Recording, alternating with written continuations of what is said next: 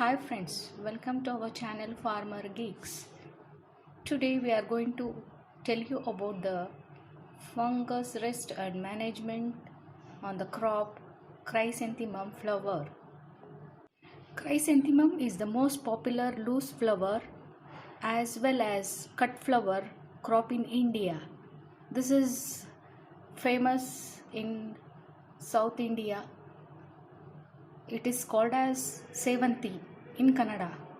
This flower crop is attacked by a very serious fungal disease known as white rust, which makes the plant weakened and affects the quality and yield flowers.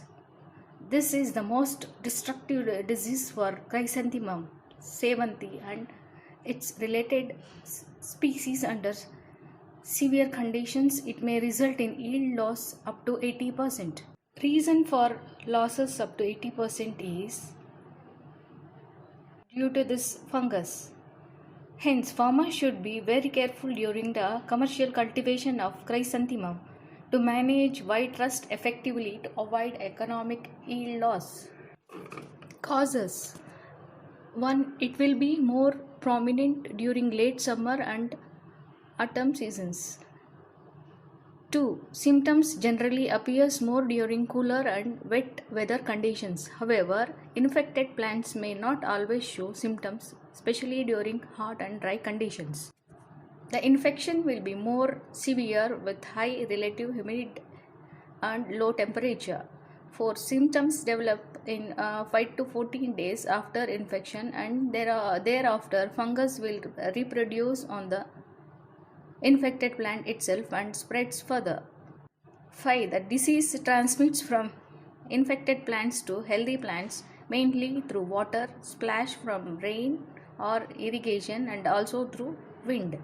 6. The disease may also spread through contaminated soil, litters, dead leaves, equipments, etc. The spores can survive on the contaminated parts and objects for up to 8 weeks. Symptoms: infected plants show symptoms on younger leaves and flower bracts, but symptoms can also occur on older leaves and petals. The initial symptoms include sunken yellow color spots on upper surface of leaves. Later, notable pustules subsequently develop on lower surface of the leaves also. Pustules will be pinkish in the beginning, later turn to waxy white color. Preventive measures for this fungus rest: during propagation, take cuttings only from healthy mother plants or logs. Chrysanthemum white rust has got the ability to spread rapidly, hence early detection is important and required to control the further disease development.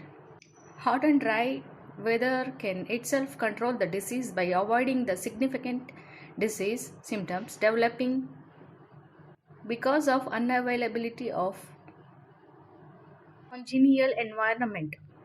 Remove all the infected plant parts and burn or bury them to avoid further spreading. Avoid overhead irrigation. Ensure proper ventilation, especially in greenhouses, to reduce the relative humidity. Keep the field free from weeds and maintain hygiene.